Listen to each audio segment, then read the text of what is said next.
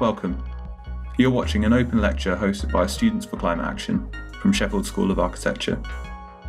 We are delighted to introduce Faye Thorley, an interior architectural designer and UK pilot project manager with Salvo for the FCRBE project, facilitating the circulation of reclaimed building elements. The impressive project aims to increase by 50% the amount of reclaimed building materials being circulated in Northwestern Europe by 2030. We are pleased to present to you this lecture and Q&A with Faye for SSOA Students for Climate Action, recorded live Tuesday the 28th of April 2020. There'll be a chance for you to ask questions after, and that will be through the Zoom chat bar, which you can click on at the bottom, and you can pop up and ask your questions, and Faye and I will pick them up. Okay, so we'll begin recording, and Faye, I'll hand over to you. Lovely. Okay, well, thanks everybody for attending. That's a really kind of great outcome. So as Eleanor kind of explains, I'm working on a project called FCRBE. Also already got a technical glitch. Sorry. So the project is called Facilitating the Circulation of Reclaimed Building Elements, and it's a collective of trade specialists, architectural designers. There's research institutes, the University of Brighton, and we all kind of focus in terms of reuse and reuse in construction. It has been rebranded by Salvo as future reuse. That's just to kind of make people a little bit more sort of relate to it a little bit more. I think the acronym can get a little bit lost. So the project aims to increase by 50% the amount of reclaimed building materials used in construction by 2032. At current, only 1% of construction materials are reused following their first application, which is a really sort of scary prospect. Especially considering that the built environment is responsible for 45% of the UK's total carbon emissions, and that accounts for 60% of all materials used, whilst creating a third of all waste. So there's a differentiation between reuse and recycling. Sometimes you get them confused a little bit. Reuse refers to a practice consisting of using existing construction materials rather than disposing them as waste. So that makes it quite distinctive from recycling. The latter involves physical or chemical operations to return materials to their raw material state, whereas reuse kind of keeps the former existing element in the same state. So the many project deliverables for future use or future reuse. So at the moment we're documenting 1,500 reclamation specialists across the northwest of Europe. We're also developing a pre-demolition toolkit which stakeholders in construction can use. And that's kind of for individuals that want to know how to kind of deconstruct better rather than demolishing buildings and then repurpose the material in new construction projects. There's 20 pilot operations across the across the project. 4 of those will be in the UK. So I'm currently managing those and going out to various stakeholders to introduce the kind of concept to them. And also there's the School of Deconstruction, which is going to be run by the University of Brighton. That was supposed to be this year, but unfortunately, due to the kind of current situation, it will be next summer. And I can send those details over to you as well for those of you who are interested in taking part. Okay, relating back to the architectural salvage trades, the project will tackle the stagnation and decline of circulated goods in construction, and that's across the northwest of Europe. And it's really trying to increase the visibility of architectural salvage operators that specialise within reclamation and the supply of reusable building materials. Also, their access into important building projects, obviously looking at major demolition sort of projects and those specialists being able to go in and audit materials and make sure that they're extracted and fed back into the market. And also looking at the kind of challenges of integrating reused components into contemporary building practices, which I guess relates to quite a lot of you that are reviewing this presentation today. So looking at the chain of actors involved, we are working with building owners, architects, local authorities, demolition companies, developers, and also reclamation dealers. And it's really, really trying to kind of bridge the gap between all these key actors within the kind of supply chain. The criteria that we are looking for in terms of pilot operations are projects that benefit private or public players, large or small, want to kind of take at the subject, but they're not really sure how to or have necessarily have the skills to. Construction stakeholders that want to adopt more circular principles within their business, but don't know how to go about it. Projects that aren't too complex, that can be repeatable. And also projects that introduce a variety of situations that could be administrative, organisational or technical matters. And then stakeholders who really want to apply circular principles into their business and also really reduce their carbon footprint. That's imperative with the kind of net zero declarations that are happening at the moment. Okay, so this is just an example of one of the pilot projects which we are currently working with. It's our town hall project, which is run by Lend-Lease. Some of you may have heard of these developers, some may not. So Lend-Lease, they really want to apply circular principles to their business, but they're often restricted by programming issues and contractor resistance. And they're wanting to use the future use project as a kind of test bed to apply these circular principles, and that's throughout the rest of the company. So just looking at a few of the images there, just to the left-hand side, we've discussed around the reuse of bricks within the project, and they've calculated around 994 masonry removals. So we've estimated around 60% of modern infill and 40% of historic or original bricks, which they're wanting to reuse. Again, it's quite challenging in terms of the timings and the programming for these. So we're then introducing trade specialists to go in, assess the kind of brick components and looking at the kind of longevity of them to see whether they're safe to put back in. The cobbles, this was a really nice kind of example where there was 500 metre cubes of stone type granite. The majority were reusable. So we just basically put them in touch with a local dealer who was willing to come along, take all of the material as it is, and just basically ship that off and feed that back into the trade. And also there's the one area which they're kind of really stumbling across is the reuse of the structural steel, which is in the kind of basement. So we're looking again with working with professionals within the industry to be able to give them guidance in terms of how they can reuse that steel. I've drafted a few, so I've used a few examples which most of you should be able to relate to. So these are the sort of opportunities that we've been looking to work, so projects to work with. We've got the DRMM, who are architects that really specialise within CLT construction. They're creating a new build which is in Greenwich, and we were looking at various materials which could be reintroduced, second-hand materials, should we say, that could be introduced into their building projects. We've outlined a few here in terms of the facade claddings, internal staircases. They've mentioned about a lift, but we would probably stay clear of that just because of the amount of legislation around those kind of building components, and also fixtures, but the internal lighting fittings as well.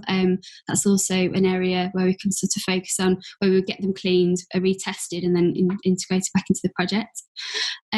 Bark Studio, which is a really nice, easy project. The client was really happy to kind of integrate reclaimed building elements. So rather than using new brick, we've suggested to use reclaimed brick, and that would just then create the nice kind of reclaimed facade for that building. And recently we have been working with PUP architects around the Cody Dock Community Centre, and again looking at ways where we can integrate the external sort of cladding. We might not be able to get the galvanised or the whole quantity of the galvanised steel, so looking at where we could maybe introduce another secondary material. Obviously that would have compromise on the original designs, but the practice is quite happy with that, the designers and also the client too. Looking at windows and obviously timber structures as well. Okay, so these are innovative reuse ideas. We kind of have traditional reuse, which is very much our town hall project, and then we've got the more innovation reuse, which probably would excite you guys a lot more. So good examples here are the Upcycle Studios by Lendager Architects. So 75% of the windows come from abandoned buildings in North Jutland in Denmark. 1,400 tonnes of upcycled concrete are casted from durable concrete waste from the construction of the Copenhagen metro. And then the wood floors, all the walls and facades are produced, and they're offcuts from Denison, which you are probably all familiar with, the wood supplier who are able to kind of make that happen. And this is a real kind of strong collaboration between all these kind of suppliers and key actors to make these projects happen. Resource rows, which again, that's another Lendager design, that's the middle picture. They saw an opportunity in a demolition of the Copenhagen's vast Carlsberg brewery. The bricks wouldn't have normally been reused just because of the modern cement mortar, and it really makes it difficult to separate them. So they just took an angle grinder and basically ground up meter cube sort of sections, and then reinstated them into the project. And then the windows, they were reused to make greenhouse roofs for shared allotment space. So Lendager actually stated that the project represented around 50 to 60% reduction in CO2 compared to conventional construction, and that was just simply by reusing building materials. Cohen Court, you're very familiar with those probably. The exterior cladding that was made up of oak plants that were originally train carriage floors, and it really gives this beautiful kind of almost a concrete sort of aesthetic up until when you kind of are close up to the building. And then the last sort of image is the European Council building facade. I've got more details about that in a couple of slides. Okay, so why should we reuse? It's a very effective way to reduce CO2e production and construction and demolition waste. So those of you that aren't familiar with CO2e, that's CO2 equivalent, and that's the kind of all the makeup of all the greenhouse gases. Preserving the cultural value of existing building components, and also stimulating interest in local authorities, local economies as well. So that, in terms of a reclaimed construction element can be kept in circulation thanks to like a succession of processes, and that really fosters local employment in small and medium businesses, and really has the kind of a low environmental impact and a local of anchorage as well. So most salvage dealers and allied businesses such as restorers, and they're all SMEs, the sustainable local jobs, high skills and low environmental impact as well. So Salvo are undertaking various carbon sort of studies, calculations throughout their trade. I have made some of these slides a little bit wordy. I do apologise. It's just obviously we're going to send this out after the kind of presentation for you to then refer back to.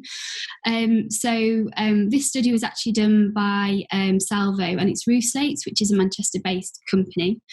The study found that the company actually saves around 650 tonnes of carbon dioxide sort of annually.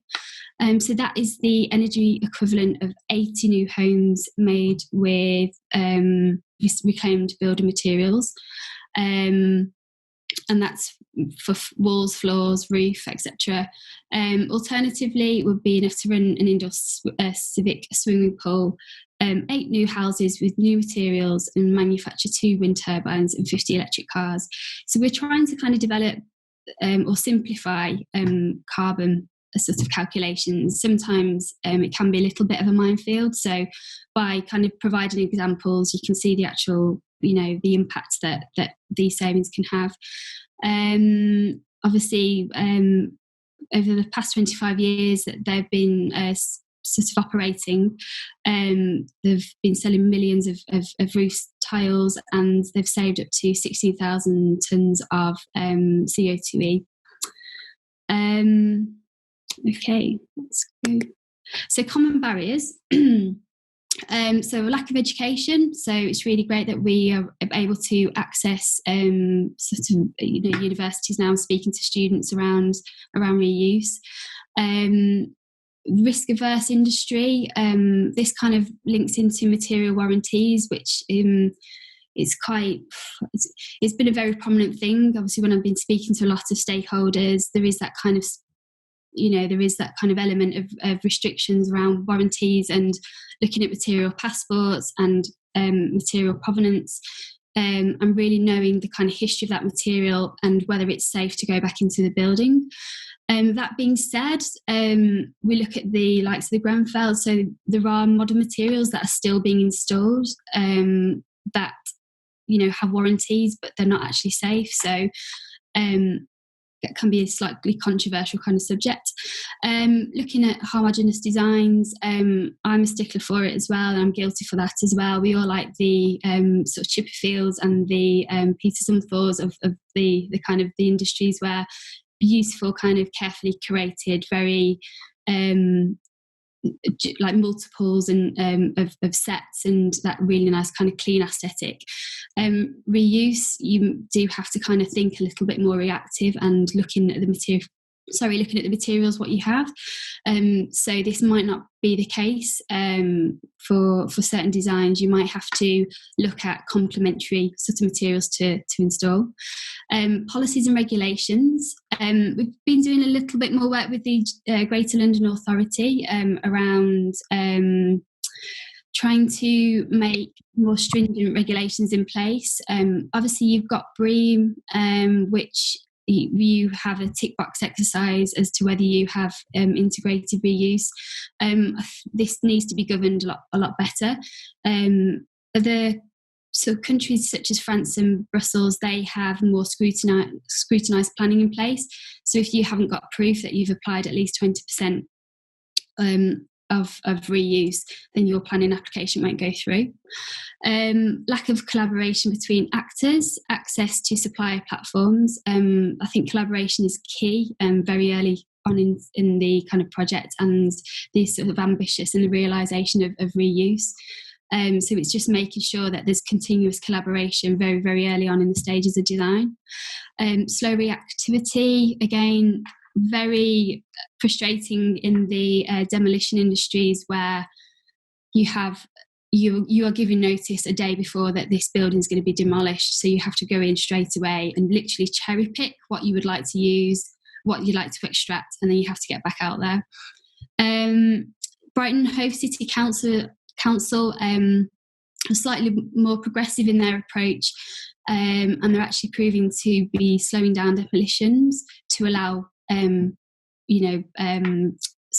consultants or auditors to go into these buildings and make sure that they are carefully looking and assessing what materials can come out.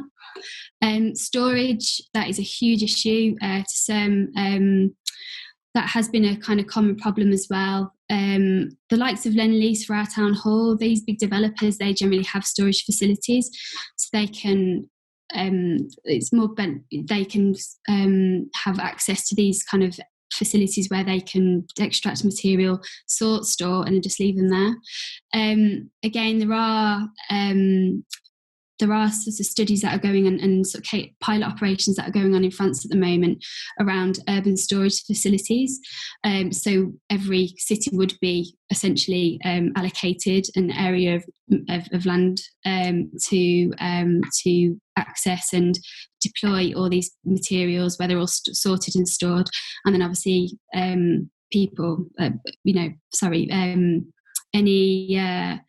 any kind of developer or construction or architect sort of company could then go in and assess what materials they could reuse within their projects. Looking at shift in 20th century design ethics, again we'll kind of look into that further on into the presentation.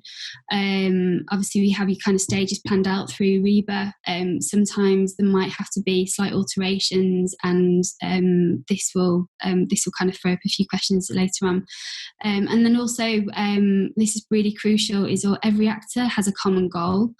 If you have a client that's not very keen on reuse from the start, you're going to find it really difficult to apply these kind of circular and reuse strategies within the projects. Okay, so material sources. We had a few of these questions earlier when I was with in the tutorials, looking at where you can actually find these materials and a solid sort of platform to access. So the reclamation market, looking at sort of products supplied by professional companies within the trade, same site sort of allocation. So construction products which are dismantled from the building that undergo transformation, and then they're then used into new projects. And this is the case for same site reuse, also known as in situ. And then another demolition site, so construction products that are dismantled and then they're kind of taken to another site and reinstalled. So just give you an example there of Salvo as well. So that's a really good directory for you to kind of access and to look at the materials, and also looking at the directories and demolition alerts, and just to kind of get a feel for the kind of the materials that are on offer. Okay, so same site reuse. This is an example of the Segro project in Slough, and it was moving 35 square foot of a steel structure, and that's from one site to another. So benefits, no need to purchase new materials, saving on transport, preserves the heritage, and then can lead to cost savings. The challenges are you are starting with the project with uncertainties. Logistics have to be really well planned. Communication again is key, and then contractors unfamiliar with reuse processes, they can really lead to like overpriced bids. It's just out of the norm for them, so you just kind of have to watch out for that. Okay, site-to-site reuse, and that's the demolition works on one site, and they can be foster development of a project to another. So going back to kind of Lend-Lease, when they manage large property portfolios, building owners can foster the exchange of materials and products between their sites and their possession. So again, that looking into storage. The architect can scout for opportunities in local, ongoing, or soon to begin demolished works. So again, keep really sort of vigilant. Look at, speak to trade professionals, go and meet with them, go to visit their trade, their salvage sites. It's just trying to really keep an eye out of local sort of demolition projects that are happening.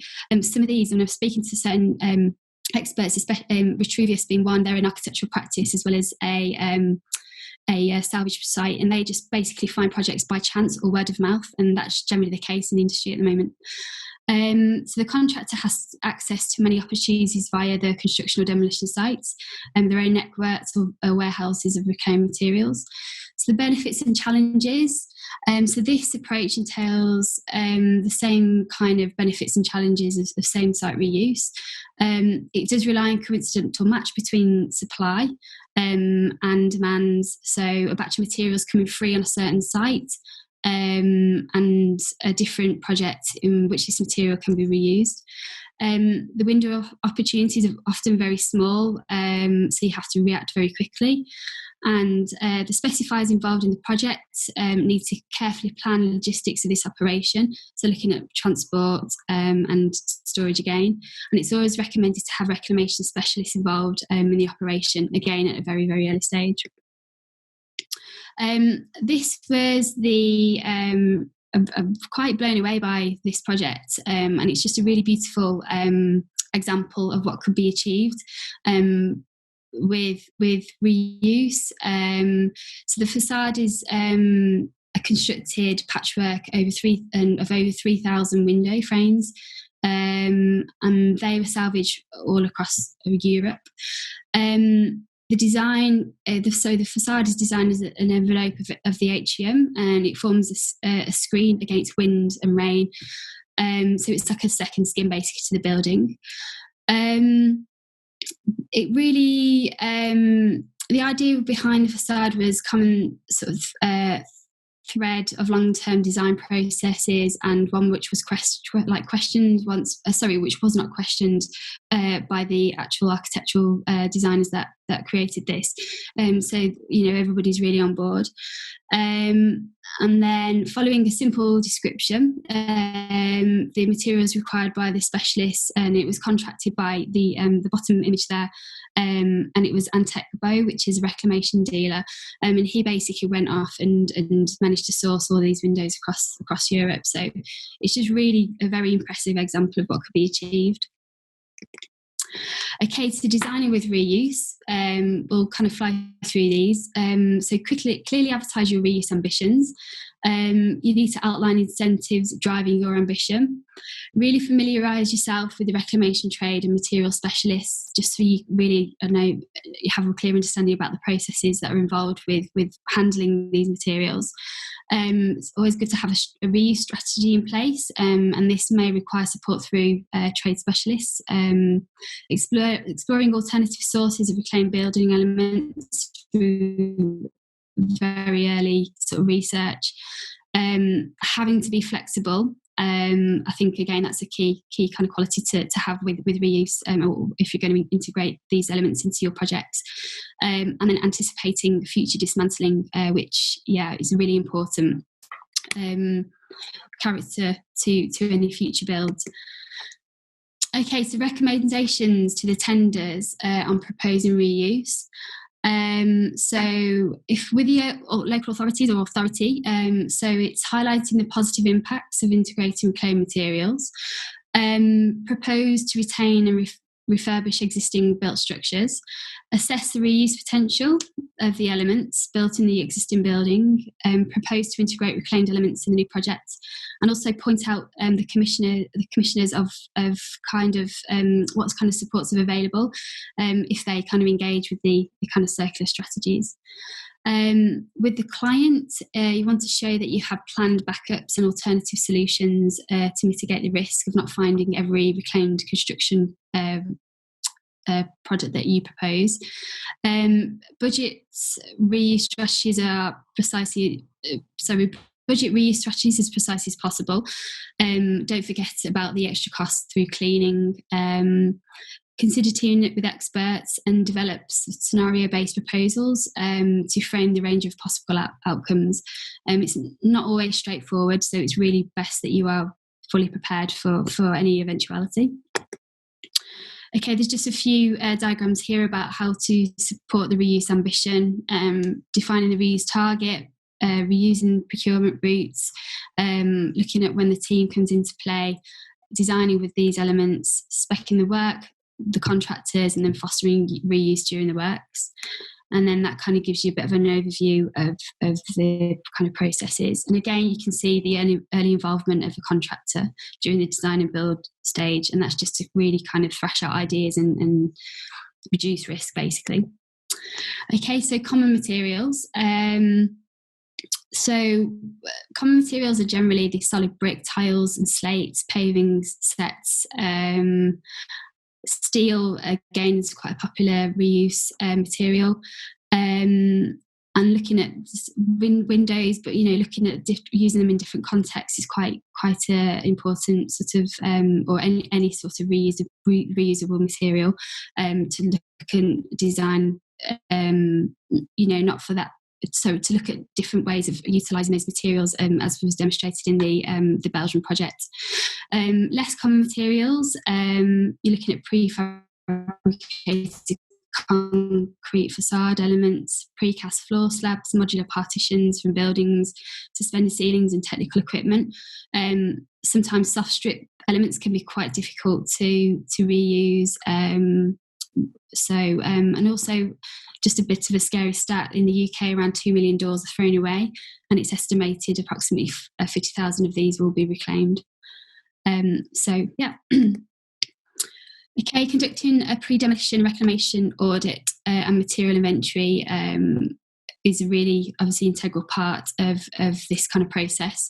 So you're looking at the cost impact, the timings of the project as well, managing uncertainty, recouping a reuse strategy with a waste management plan, surveying and sourcing interesting batches of reclaimed building products, looking at purchasing and collecting building elements from diverse sources, and that's prior to work starts, undertaking complementary research just to minimise risk, integrating the inventory of available reclaimed materials with the BIM models, and assign a reuse expert as to carry out specific auditing tasks. So that kind of gives you a general overview of the kind of auditing and inventory.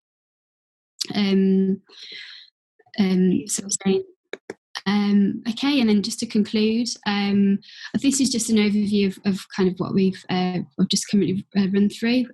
So I can leave that up there for you to have a look, but I think it's just a stage of looking at the kind of environmental sort of benefits of reuse, making sure that you are collaborating and you are getting the right people on board at early stages of the project. Planning is a really kind of integral part of this.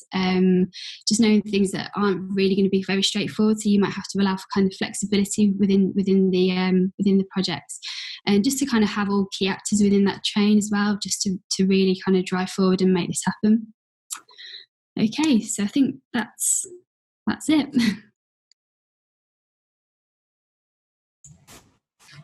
Oh, brilliant, Faye. Thank you very much. Did you say you wanted to leave that up for a second to let people read it? Yeah, if you want. Yeah, that's absolutely fine. I'll leave it there for a second. Okie dokie. So yeah, thank you. Yeah, thank you very much for that, Faye. It was really interesting. I certainly learned a lot, and I'm sure everyone listening has also.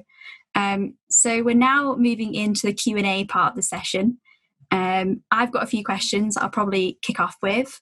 But if you guys have questions, and I'd really encourage you to ask questions. It's brilliant that we have Faye here. The circular economy and reuse of buildings, it's becoming ever more popular, as it should be, and we've got an expert right here. So if you have those questions, do ask them. So if you type them into the chat bar, you'll see that's a function in Zoom, and if you set it so that everyone can see, then you can send it to certain people, but if you set it to everyone, that would be brilliant, and then we can pick those up. And yeah, okay, well, I'll kick it off, but please do type those questions in. So Faye, I thought we could just start with if you could tell us a bit more about like your professional background and how your journey towards this. Yeah, I started off within sort of interior design, and reuse wasn't really. It was quite a prominent thing. Obviously, being in Manchester, everybody wanted to kind of go for that industrial kind of theme within their bars or establishments, and it was quite interesting, really. It's never really been a problem of reclamation within interior spaces, but this project came along, and obviously with the ongoing work that I've been doing within sort of interior architecture, and also working within the salvage trade, trying to kind of marry these two together. So the trade is quite everybody kind of knows everybody. So Salvo knew the work that I had and the experience that I have within reuse and the reclamation trade. So they kind of got in touch and asked whether it would be something that I'd be interested in taking on, and also being well connected to certain sort of developers within the Manchester area. And we really wanted to kind of focus on the north, just because everything happens outside, everything happens in London. It has been quite tricky to kind of penetrate through to the local authority up there. So we are working in London as well. But so I've gone off course a little bit there, but so yeah, I think with regards to reuse and the circular economy, it's always been an area which I've been, very kind of passionate about, and having this driving force where we need to make change, and obviously looking at the detrimental effects that the kind of construction industry is having on the planet. It just seemed a really kind of amazing opportunity to put my kind of expertise and skills into trying to make change. That's brilliant. Yeah, I mean, yeah, that's absolutely brilliant. We've actually got a lot of questions now in our chat bar. Do you want to take a look at those, Faye? You might want to start from the top. If you want to stop sharing your screen. Let's see. Oh yeah, okay, there we go. Start the share. Okay. Brilliant. If you just click in the chat bar now, you should be able to scroll to the top, and we could start with George's question. Okay, so chat. And that question is, how currently does reuse navigate building performance metrics and standards such as Passive House? And he says, yeah, great talk. Okay, so how does reuse navigate building performance metrics and standards such as Passive House? Oh, George, it's quite a tricky question there. Let me come back to that. I'm just going to write in a few notes as well.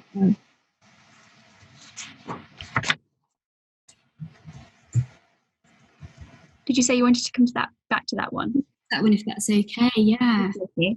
Should we go down to Hattie's question then? So, from your research so far, what is the most effective way to scale this up? Legislation, subsidies? Yeah, I mean, I think in terms of legislation is a huge thing. Obviously, working with local authorities to really kind of make changes in policies. The GLA have released the Good Growth by Design programme, and there was a lot of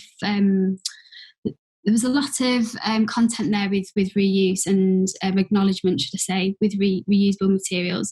They've actually got involved with the project, or say we're collaborating. So we've actually working with the Circuit project.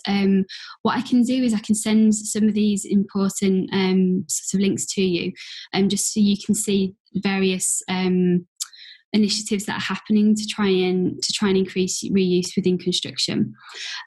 So legislation is definitely key. Obviously, having the weight behind local authorities to say, actually, you need to make these concise decisions to make this kind of change happen.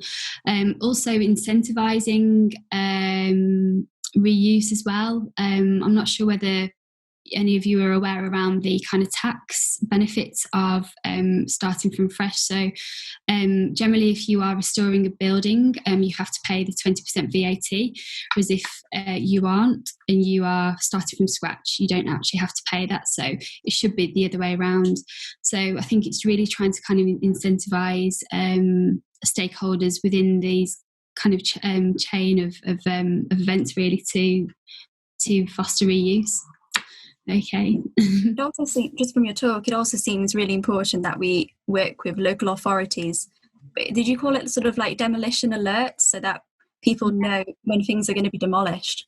Yeah, there is a kind of, there are demolition alerts that happen, and this really needs to be centralised. I think, yeah, local authorities really need to kind of step up their act with regards to these reuse policies, and make it common practice, and make these kind of processes accessible as possible, really, to be able to allow demolition projects to slow down. I think that's a really interesting and a kind of key sort of key to this, especially like extraction of materials. Even if that building's going to be demolished and there is no, it's not cost effective to repurpose that building, I think to be able to try and salvage as much as you can to ensure that it goes back into the right markets. They've got to step up quite a lot. Sure, because that the 6A project you referenced, would you say it was like a railway flooring? It's an incredibly rich building. Yeah, it's beautiful. Yeah, it's absolutely, and it just goes to show the kind of dynamic approach to reuse and how it can, how impressive it can be. Brilliant. Well, I think we'll move on to Paul's question here. Can you see Paul's question? It says, hi all, is there anywhere that has employed a mandatory audit pre-demolition to ensure nothing slips through the net? So is there anywhere that has employed this? Not as far as I'm concerned, I'm aware. So I think we are developing as a project, future use. We are creating really kind of stringent sort of auditing techniques that we can pass on to stakeholders that want to effectively use within their projects, which hopefully this will then kind of roll out into other projects. The circuit project, actually, they were kind of mentioned around. There's a lot of emphasis on pre-demolition auditing, and just to make sure that these are really kind of integrated into the early stages of the project. So, just a question for myself here. You're working with project partners from around Europe. What is the UK's kind of position? Are we ahead of the game, or are there countries in Europe that are? It's really, the demolition. So the trade has become extinct, really, or becoming extinct. Not too much, but we used to be really leading in terms of reclamation reuse, and kind of taking examples and looking at examples from more heritage buildings as well. And I think we still need to really learn from those buildings and those processes of reusing materials. I kind of went into this not naive, but really kind of enthused and by really trying to integrate these policies and putting them into place. Where we have found that the UK has been quite difficult to penetrate, really,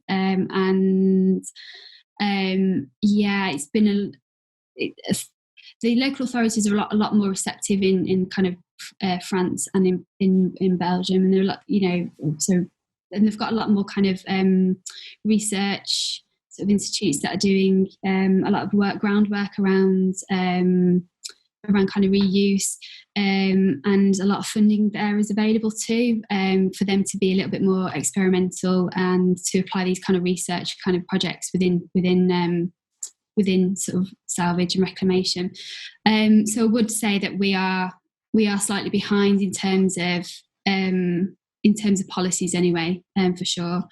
We have got some catching up to do, but hopefully these kind of projects will really inspire younger architects or whoever to want to take on more of a dual business where it is an architectural practice linked to a salvage yard, or just to have a salvage yard, and just to kind of jazz up the industry a little bit. We've got quite a future-thinking question here from Flynn. Is it likely that in the future we will develop a much more systematic approach to the reuse of building components and materials? For example, could each city have a system for facilitating the flow of materials and reuse? And is there any work being done on this currently? So, yeah, So Bellostock are working on a 3-year project called Plain de Commune. Again, I'm going to make sure that I send these sort of links out to you. It's actually situated on the Olympic site. So what they have is urban areas of disused land, which will essentially be used as material banks.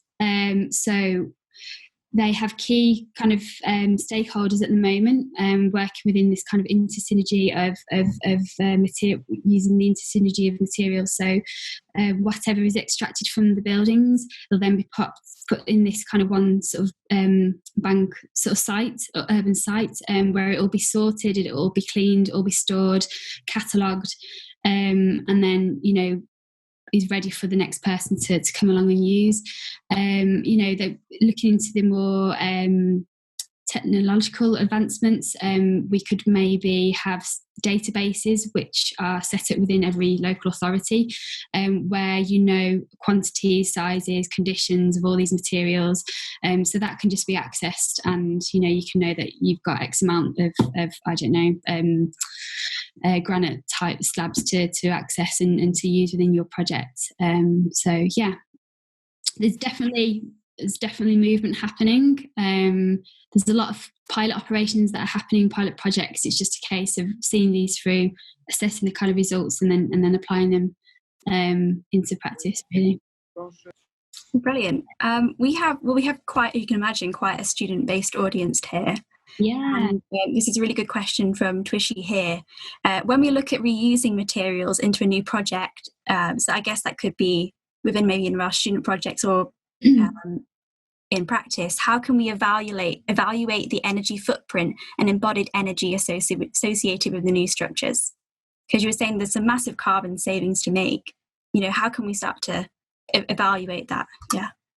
I think it's I think in terms of the sort of work that Salvo has been undergoing, looking at the kind of quantifying the amount of material. So it's quite tricky sometimes to go into a salvage yard and see obviously how much stuff that is there, but we're trying to go in through and sort of taking sort of stage processes of looking at each material, and then obviously researching the amount of carbon that saves per, I don't know, you could measure it by per cubic foot, or you know, and then from those kind of calculations, you then begin to sort of look at the bigger picture in terms of the amount of carbon savings for that one material. I can certainly again send some more information on the sort of studies that we are kind of currently doing, and looking at the real kind of environmental and carbon benefits of reuse. So it should be a little bit more easier, I think, once you kind of get your head around carbon. It's when I've been working with certain demolition sort of contractors and developers, obviously net zero, this is big kind of movement, but nobody actually knows the kind of the calculations that go into there's a lot of ambiguity around net carbon, so yeah, it'd be quite interesting, and I think getting professionals in that obviously can then calculate and assess what materials are being used within your project, and again getting these kind of professionals on at an early stage. And sort of following on from that, we've got a good question from Jo here, who says, thank you for an inspiring lecture.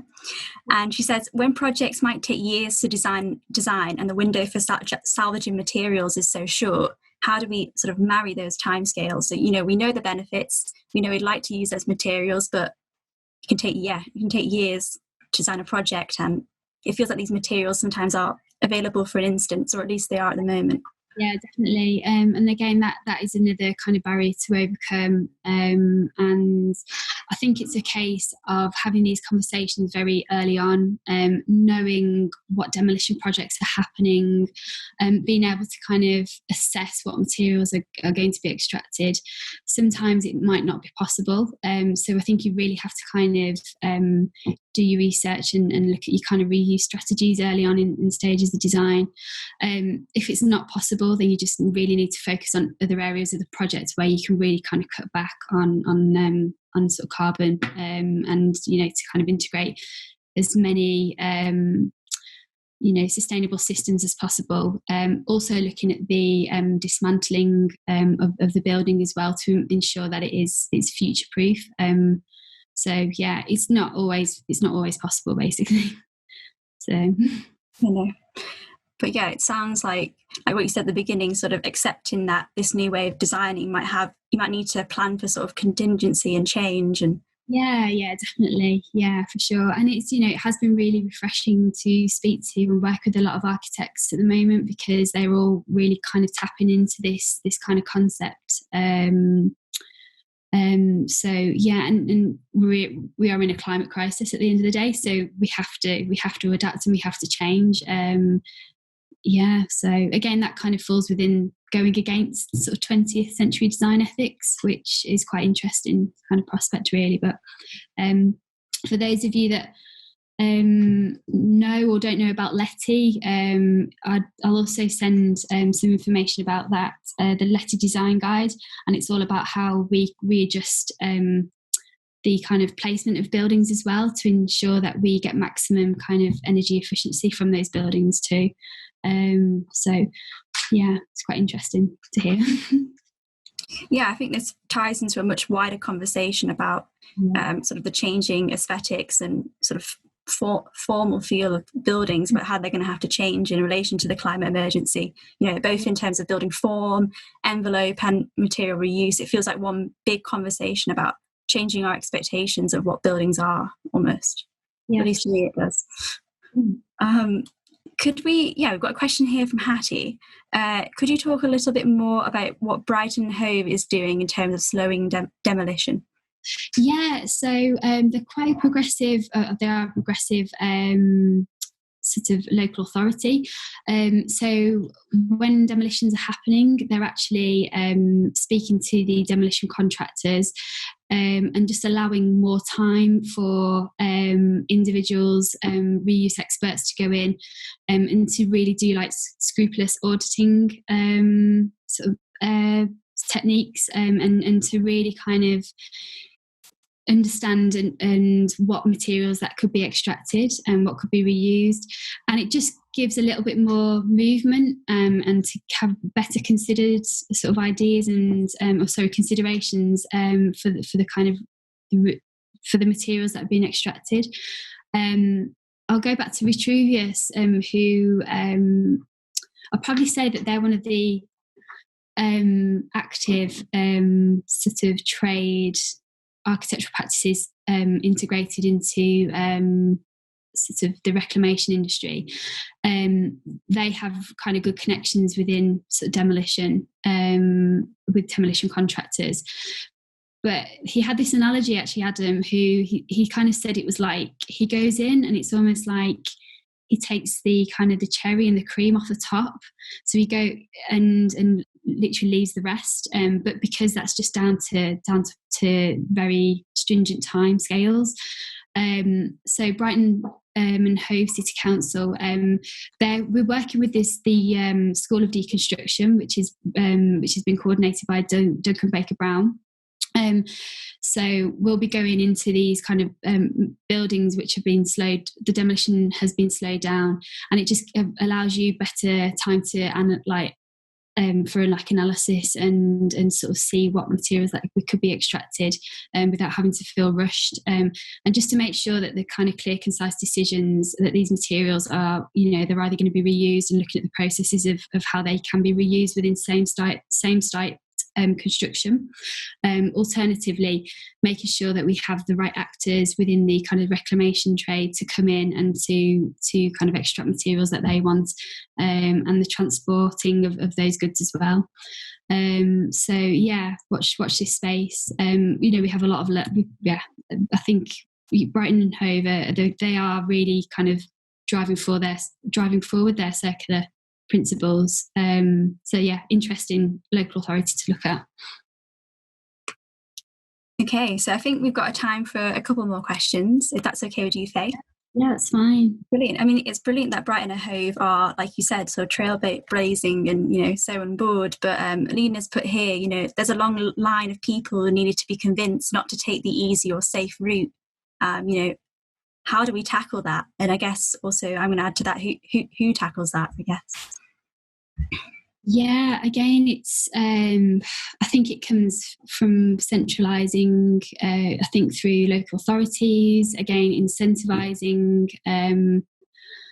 It's really sad, but looking at the kind of monetary gains of reuse, we really need to focus and shift our way of thinking into looking at the environmental kind of value of reuse and careful dismantling and deconstructing of buildings. So I think it's just trying to make things a lot easier and these processes a lot easier. Obviously, the project is really trying to expose the trade and to try and create an accessible platform for any stakeholder to access, just communication and bridging the gaps between these kind of key actors within this kind of supply chain. So yeah, it's very multifaceted, and it's not going to happen overnight, but I do feel that pressure and weight has to come from somewhere, and that should be, more of a local authority kind of sort of basis, really. Well, it's approaching 6 o'clock now, but we've got a couple more questions here. Would you mind answering those, Faye? And then we'll wrap it up. They're both from Paul here. And he says, during the reclamation audit, have there been any instances of a pre-demo audit, taking place with a designer on board? Sometimes materials may be overlooked as not being usable, or may need a creative input. Kind of like what you talked about, that kind of innovative reuse versus traditional reuse. So again, it goes to kind of subjective and not objective views in this instance.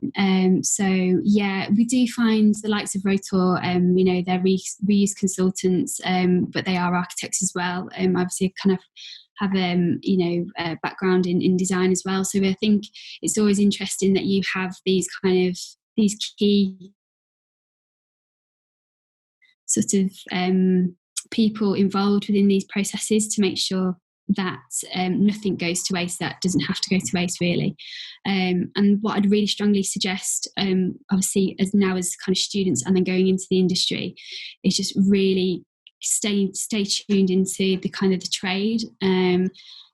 Contact people, speak to people, look at demolitions that are happening around the cities, and you just never know who, speak to site foremen, you just never know who your, opportunities that can arise through that. And, hopefully that will, evolve into more of a kind of a professional kind of structure, really. At the moment, it is a kind of a little bit more of I think, Adam, it's just by chance, really. It's not who you know. It's not what you know, it's who you know. So, it's definitely important to have, people from various professions involved within these kind of processes to make sure that no materials go to waste. Brilliant. Are we okay to wrap up on a final question? Yeah, and sort of bringing it all back to where it started in Manchester, and the question of whether there are any subsidised storage facilities I guess Paul has asked in the UK, but in Manchester in particular, and he often finds materials and have projects to use, but they struggle to store them somewhere, which you picked up on. Yeah, definitely. It's definitely a kind of a problem, and this is why there are kind of studies out there, or sort of projects that have like with the Bellestock project in particular, we are discussing these kind of storage facilities. We were speaking when I was meeting the GLA around because the land is so expensive in London, a lot of these reclamation dealers have been pushed out, which is it's really sad, and that means that a lot of the material is transported out of the city to then be transported back in, which is so counterproductive. There is kind of talks around more centralised storage facilities to access. Larger scale developers, they generally have those facilities to be able to kind of store materials and then reuse them within the projects. But no, this is definitely something that we are continuously pushing and exploring with local authorities as well. So yeah. That sounds like something which, I know that what you're doing, reuse is different to recycling, but, recycling often has similar issues, reuse an aggregate, for example, in concrete, once it's crushed, that needs to be stored. So it feels like, again, this ties into a wider conversation. Yeah, definitely. Okay. Brilliant. Well, it's approaching 6:00, which I think is when we said we'd end this. So yeah, I'll wrap it up. Thank you everyone for for attending today. It's been a really great first lecture, and I'm sure this would normally be, if we were live, the bit where we have a bit of an applause, but I think I'm going to have to do that on everyone's behalf, just to say thank you both from the committee, and I'm sure from all the we see a few claps coming up. Just thank you from the committee, and thank you from the audience to taking the time to come and speak to us today. I think, Faye, you said that you would pop your contact details for yourself and Salvo in the chat box. So, and we could also, Faye has been saying that she will share these resources, share the presentations, and any links that she's heard today, or she's suggested today, that she'll share them with us. So I think we'll probably facilitate through that through our website, and then we can get that out to you, so that's there. Brilliant. I think that's about it. You can also get in touch with SSOA, and we can always put you in touch with Faye. Thank you for attending today, and thank you very much for coming along. Do follow SSOA Students for Climate Action on social media, so you can keep in touch with what we're doing. Get in touch with us if you want to know more, or if you want to get involved. We're very much looking for people to come and help us and get involved. And we've also got our first podcast coming out soon. So if you follow us, you'll be able to hear that. That's with Professor Fionn Stevenson from SSOA. That's coming out soon. So Faye, any closing comments from yourself? No, I think that's it. Thank you very much, everybody. As I said, if you need any more resources, then please do get in touch and reuse. Get in touch and reuse. Brilliant. Great comment. Okay, well, thank you very much, everyone, for coming along. And and also brilliant questions from you all. It's it's great that we've had so much interest. Okay, so thank you and bye. Thank you. Bye. You have been watching an open lecture hosted by Students for Climate Action from Sheffield School of Architecture. Catch up with us on our website at ssoaclimateaction.com to see what we're up to, for other content and resources, and for links to our social media channels. Thanks for tuning in.